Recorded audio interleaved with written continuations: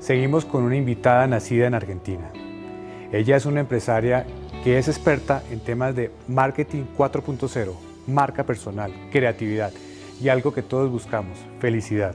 Les hablo de Paola Aldaz, que ha sido vicepresidenta de marketing en Mastercard, que además ha trabajado en empresas como Disney y Coca-Cola y que ha sido profesora en grandes universidades. Escuchemos entonces esto que sigue de Paola Aldaz. Hola a todos, bienvenidos a Dímelo Fest, el primer festival de ideas e inspiración. Quería agradecer profundamente a todo lo que es la Casa Editorial El Tiempo y a Divinamente Speakers. Muchísimas gracias por esta oportunidad en estos tiempos tan raros que estamos viviendo. Bueno, les quiero contar primero que mi nombre es Paola Aldaz y que en los últimos tiempos he estado trabajando con muchas empresas y con mucha gente sobre estos últimos 60 días de cómo está viviendo la cuarentena. Y los quiero invitar a que pensemos un par de cosas y la primera parte los quiero invitar a pensar sobre quotes. Entonces, el primer quote que les quiero mostrar, que me parece que está alucinante, es Mike Tyson dijo, todos tienen un plan hasta que te golpean en la cara. El año pasado tenía comprada entradas para ir a ver a Lollapalooza en Buenos Aires, que es un festival que me encanta. Mi hijo más grande se acaba de graduar en el Nueva Granada y tenía previsto su viaje de graduados a Cancún con sus amigos, tenía la fiesta de graduación, mis papás iban a venir acá en Semana Santa para la graduación de él, ya tenía previstos varios viajes para ir a esquiar, y la verdad que se nos cayó todo. Una cuarentena de esta naturaleza y que aplicó a nivel global y que todo el mundo se restringió, te cambió todos los hábitos de conducta y todos los patrones de consumo. Me gusta conectar esto medio con Darwin, porque Darwin más o menos lo que decía era que cuando el contexto cambiaba, probablemente los organismos trataban de sobrevivir. Y eso es lo que estamos haciendo ahora. El segundo quote que quiero compartir, un autor que también me fascina, que es Humberto Eco, básicamente lo que él decía era que para todo problema complejo hay una solución simple y que generalmente la mayoría de las veces esa solución está equivocada. Entonces, hoy los problemas no son lineales. Hasta hace 15 años atrás uno podía resolver con la innovación lineal muchos de los problemas que teníamos en el mundo. Hoy los problemas son multifactoriales, dependen de un montón de interlocutores, de un montón de socios. Cuando yo estudiaba marketing, uno estudiaba las 4P y ya estaba listo.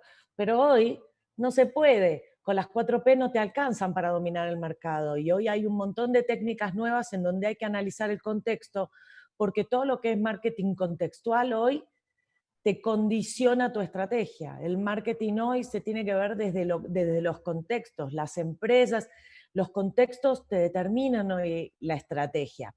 Entonces hoy hay que tener diferentes soluciones, construyendo diferentes ecosistemas y a partir de esos ecosistemas empezar a ver cómo son las soluciones interaccionando con el ecosistema.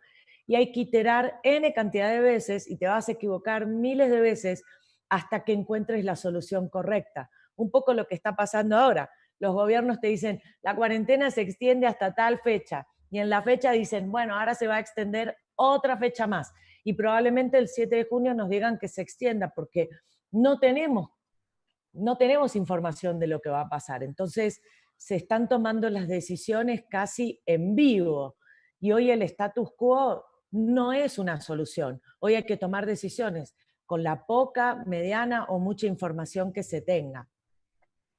El tercer quote que quiero compartir es de Eisenhower y que también me parece que está increíble, que es los planes en general no sirven para nada, la planificación es todo. Y un poco acá el análisis de escenarios siempre fue hecho sobre la historia pasada. La mayoría de las consultoras grandes lo que han hecho es extrapolar la historia y decir, bueno, a tales variables, cuando se comportan de una manera, sobre eso hago un caso práctico y sobre ese caso práctico hago una mejor práctica y si las variables se vuelven a comportar en el futuro en esas condiciones, probablemente aplique eso porque va a ser una solución efectiva. Lo que nos está pasando ahora es que no hay historia sobre esto. No hay mejores prácticas sobre esto. Entonces las decisiones se están tomando en vivo y casi día a día. El corto plazo que antes se consideraba que era entre 1 año y 18 meses, hoy es en una semana. Hasta hace un mes era en una semana. Y ahora probablemente sea en 15 días, hasta que se empiecen a alargar los tiempos. ¿Qué les quiero decir con esto? Que hoy el diseño del futuro es clave. Y para eso uno tiene que construir varios escenarios y tener planificaciones muy concretas sobre esos escenarios que probablemente no tengamos probabilidades exactas de suceso sobre esos escenarios, pero sí nos va a permitir estar listos ante la eventualidad de que un escenario se comporte de esa manera como nosotros lo estamos planificando. ¿Esto por qué es importante? Porque durante muchos años estuve en puestos regionales, en Disney, en Coca, y la verdad es que siempre pensé que la estrategia era más importante que la ejecución. Siempre pensé que las personas que se dedicaban y que manejaban la estrategia tanto global o regional tenían como una inteligencia superior. Y cuando me pasé a posiciones que tenían que ver con la ejecución, me di cuenta que la ejecución es tremendamente más importante, que uno tiene que poner orientación en los detalles, que ejecutar algo bien es muchísimo más importante que la estrategia la hace cualquiera en un PowerPoint, pero después llevar esas ideas a la vida y poder ejecutarlas con un nivel de detalle de excelencia, que siempre da en el caso de Apple, es muy complejo. Entonces, en síntesis, la planificación para lo que te sirve es para tener esos detalles visualizados y que si eventualmente ese escenario se comporta como vos lo estás planteando, tengas mucho del plan de ejecución ya armado para apretar un botón y salir. Eh, Todo el mundo hoy está hablando de cuando se restartee cuando se restartee la cuarentena, cuando va a volver a ser todo igual. Probablemente no sea todo igual. Yo no sé cómo va a ser ir a un restaurante, pero probablemente no va a ser en las mismas condiciones que hace 2 meses. Si nos vamos a tomar un avión, probablemente tampoco va a ser en las mismas condiciones que hace 2 meses. Entonces la planificación te permite tener escenarios desde el más estricto, con los protocolos más estrictos, hasta el más liviano. Y eso después te permite estar listo, porque para estar listo dentro de 4 meses te tenés que entrenar hoy. Yo hago maratón y si yo no me entreno, no puedo correr la maratón. La planificación sirve para que hoy estés teniendo tus escenarios y que cuando esos escenarios se den, puedas ejecutar.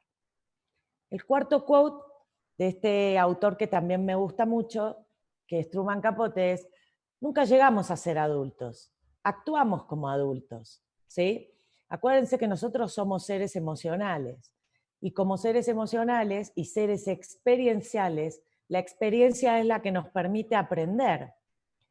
Pero en un momento como el que estamos viviendo hoy, donde se cambiaron muchas de las reglas de juego y de los hábitos y comportamientos que teníamos, probablemente lo que tengamos que hacer ahora es desaprender un montón de prácticas y un montón de comportamientos que ya los teníamos dados para sobrevivir física y emocionalmente. El ser humano nació para evolucionar.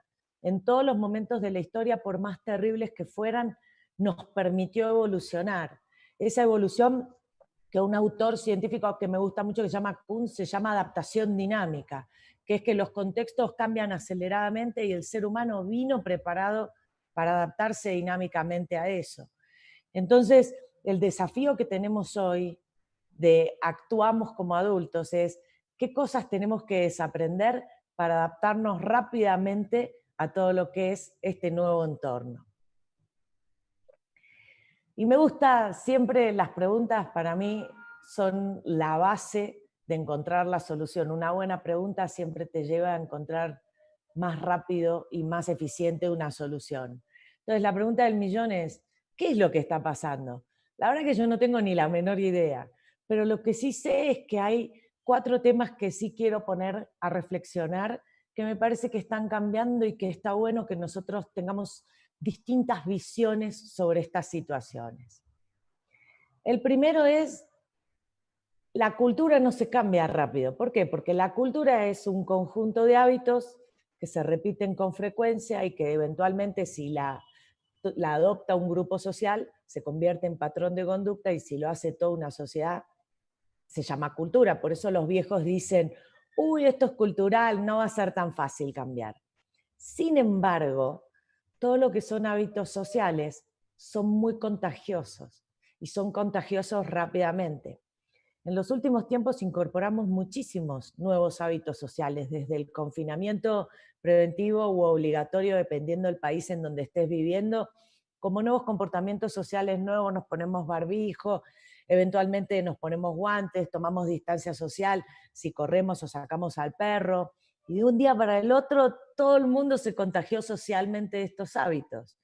Entonces, se aceleraron muchos comportamientos, comprabas eventualmente el 3%, hasta hace 5 meses el 3% de la compra era solo online, y probablemente en estos últimos meses debe haber crecido dramáticamente, sobre todo para los locales que no pudieron abrir y que estuvieron cerrados.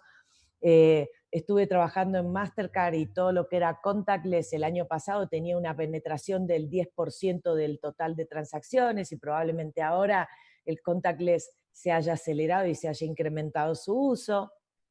El tema de lavarse las manos, uno no se lavaba las manos 50 veces al día. Entonces, todas estas cosas se incorporaron. Y cuando empiece a normalizarse la curva y empiece a normalizarse también gran parte de la vida que teníamos antes, que tal vez nunca vaya a ser igual que era antes, pero algunas cosas sí se van a recuperar, muchos de estos hábitos nos van a quedar. Probablemente sigamos lavándonos las manos. A esto me refiero con que todo lo que son comportamientos sociales son contagiosos y nos van a quedar, ¿sí? Siempre con un amigo discuto sobre una idea. Mis abuelos estuvieron en la Segunda Guerra Mundial y nos obligaban a limpiar el plato, a no dejar nada en el plato, porque decían que nunca habíamos vivido una guerra. Bueno, probablemente esto que nos quedó culturalmente a los argentinos, sobre todo a los que somos hijos de inmigrantes, nos quede como una receta del COVID, que nos lavemos las manos, que tomemos más distancias sociales, hasta que todo se normalice. El segundo tema tiene que ver con la conciencia del consumo, pero la conciencia real del consumo. Y me puse a pensar en esto porque dije, ¿por qué estamos gastando menos? No es que estemos gastando menos porque tenemos menos plata, que además mucha gente tiene menos plata porque la economía está muy deteriorada. Es porque tenemos más tiempo para pensar y porque estamos confinados. Entonces las compras se volvieron como más racionales, ¿sí? La compra es más planificada porque tenés tiempo. No vas al supermercado y estás corriendo y compras cualquier cosa, ¿sí? Entonces nos estamos dando cuenta qué es lo que realmente necesitamos para consumir. Y como se nos aniquiló por el tema del confinamiento, el tema de las compras por impulso, que se llaman por impulso porque uno dice, ay, quiero ese chocolate o algo, probablemente muchas de estas cosas se queden con nosotros. ¿Qué es lo que realmente necesitamos para vivir? ¿Cuáles son los bienes y servicios que realmente nos importan? Vamos a racionalizar, porque en épocas de estrés o de confinamiento como el que estamos viviendo, generalmente el cerebro se pone racional para poder mitigar ese estrés. Entonces muchas de estas cosas se van a quedar. Yo amo los zapatos y hoy tengo más barbijos que zapatos. No sé si es una compra racional, lo que digo es que hay muchas cosas que van a poder, probablemente vengan para quedarse. El tercer tema es la creatividad como motor de cambio. Dice Einstein que la creatividad nace en tiempos de crisis, que las grandes oportunidades nacen en la época de crisis. Y yo también creo que la creatividad nace con las carencias, tanto individuales como de las empresas. En el caso de las empresas son los recursos. Cuando era chica me encantaba estudiar la biografía de los autores, y la biografía de los autores que ganaban premios Nobel a partir del 30 en economía. Y una de las cosas que me di cuenta era que muchos de ellos tenían muchas carencias, tanto en el tema de necesidades primarias, necesidades físicas, emocionales. Entonces, la carencia es lo que al ser humano lo motiva a identificar oportunidades y capturarlas. Hace 8 años que vivo en Colombia y Colombia me ha demostrado que tiene muchísimo talento para todo lo que tiene que ver con creatividad en muchas categorías, con muchas cosas que han pasado el país. Aflora la creatividad a partir de la crisis y la escasez de los recursos. En el caso de mi país, de Argentina, la época más creativa publicitariamente ha sido en la época de crisis, ¿sí? Y hay muchas industrias que van a requerir de la creatividad porque la reinvención no les va a alcanzar. La reinvención generalmente es modificar cosas y adaptarse al contexto a partir del mismo modelo de negocio. Pero hay industrias que van a tener que hacerse de nuevo viendo las necesidades y a partir de eso construir la satisfacción de esas necesidades. Caso movilidad, caso transporte público. Hay muchas industrias que van a requerir mucha creatividad. Y el cuarto tema tiene que ver con el rediseño del trabajo.